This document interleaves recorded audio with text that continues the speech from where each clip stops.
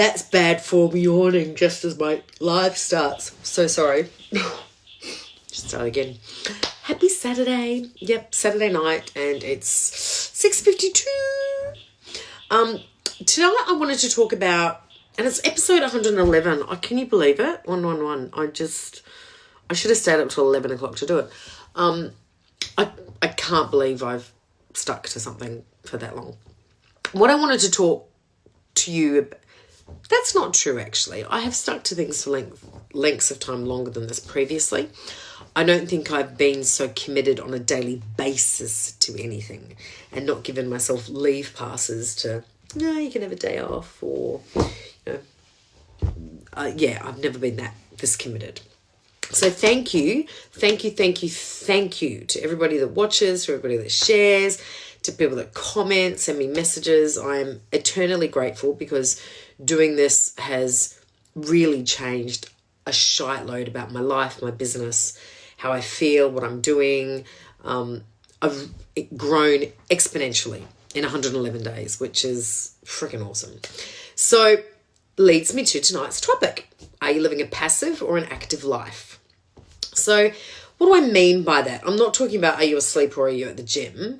I mean, are you taking action to control your life, what you can control in your life? Because obviously there are things that happen in our lives that we actually can't control. So whatever's on your, I like to call like a little rug of, like this, my little Persian rug. I don't even like Persian rugs, but anyway, on that rug is everything I can control. Off that rug is the stuff I can't control. So that's kind of my definition of passive versus active lifestyle.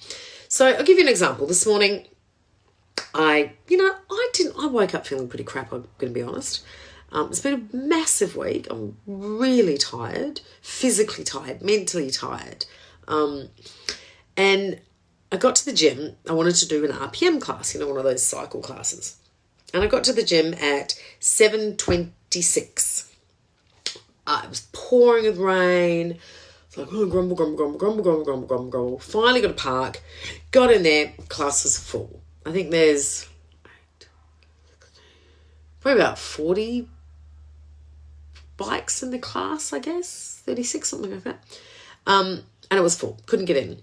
Didn't have my AirPods with me. So I was like, no, I can't go and just get on the exercise bike by myself. Didn't have my boxing gear with me. So I couldn't join the boxing class. So it was grumble. And I snapped out of it and went, Samantha, take responsibility here. These classes get busy. You should have got here earlier. Really, dude, you should have got here earlier. So I went downstairs because I didn't have my phone on me either. So I couldn't even walk on the treadmill and listen. Again, grumble. Went downstairs and they said, there's another one at 8:30. I went, okay. Now, passive Sam of the past, Sam who may have let all of that get the better of her, would have taken that and gone, see, I'm trying to do the right thing and the gym class is full, so I'm just not meant to be here and nothing goes my way. Victim mentality. Come home and gone back to bed. Active living Sam, who is taking control of her life, has taken control of her life and is doing whatever she can to have the best possible life, went home, had another coffee, then left and went back to the gym and made sure she was there 15 minutes early, parked and at the class door 15 minutes early so I could get a great spot. See the difference? I didn't let those circumstances go, it's out of my control, effort, I'm going back to bed. So that's one of the, that's one of the big signs of living your life passively, is when you get into victim mode, awful, all that kind of woe is me stuff.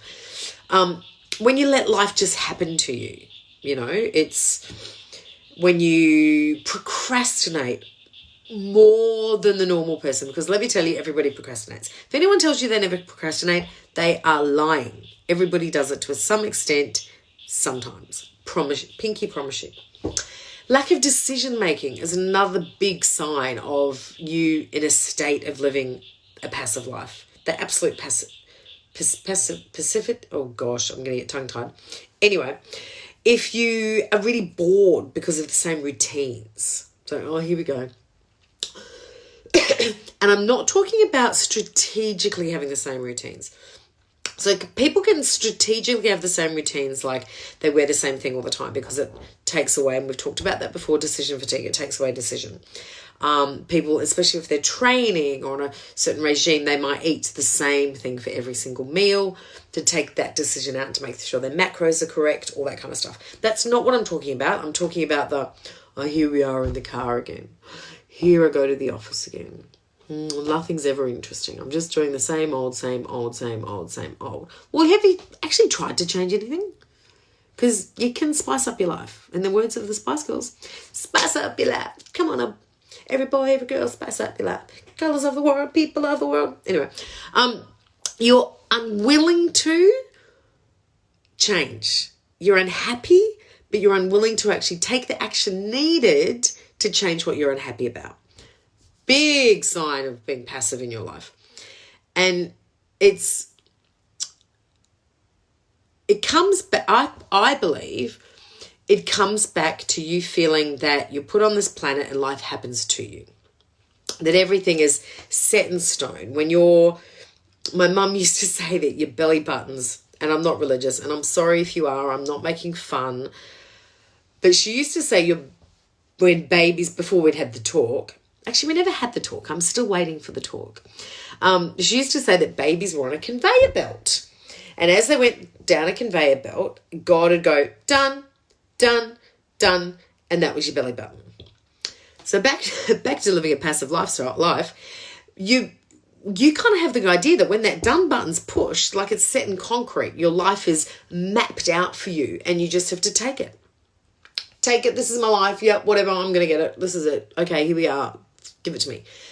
No. You were probably born with some preordained magic in you, like I call your X factor. But what you do with that and how that takes you in life, that's yours, baby. That's totally yours. So I want to give you a few tips on how to be more active in your life. Again, not talking about running a marathon. I'm talking about being active in where your life is going and how you live your life, how you lead your life. Because believe it or not, you're actually a leader in your life. Like people say, I'm not a leader. You are. You get to lead your life. And if you're a parent, God, you get to lead them. So till they turn around and lead you. So keep learning. Oh my God. Number one, keep learning. Okay? Spice up your life. Like, change things up. Take a flamenco class, French cooking class. Do something different. Spice it up, okay? Set goals and then do what you actually need to do to get the goals. Because believe it or not, just writing the goal and sticking it up on the wall doesn't make jack shit happen, okay? It was a myth perpetuated by people who misunderstood the universal law of attraction and many other universal laws, okay? Get creative. Creativity breeds so much goodness in us. So get creative, and magic happens. Like when your creative juices are flowing, you see so much more possibility and potential in things. So that will lead to you being more active. I promise, okay? Get organized. So when you write a to-do list, you should have a to-do list. Take control of everything that's got to get done. Set a to-do list and do it. Okay? We've talked about that before. Brain dumping, putting things timed in your calendar so you actually get stuff done. Be really intentional with the stuff you do. Okay? So an example would be if you're leading a passive life and someone says, oh, lunch at Joe's.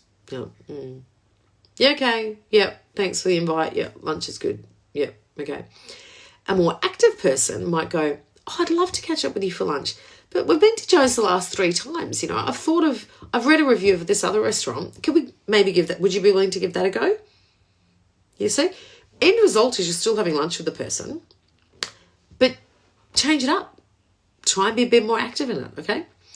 Unless, of course, they are Joe and it's their restaurant and they probably just want you to go to their restaurant. But you know what I mean. Accept responsibility for what is going on in your life. Oh, my God. All the good, all the bad, all the mediocre. Accept responsibility for it. And I'm not talking about someone praying into your car or something like that, but where you are in this particular moment, your financial situation, your relationship situation, your health, all that kind of thing, your job, any of that stuff, accept responsibility for it. The good, the bad, and the ugly, because that's when you can take action to change things that you're not happy about, okay?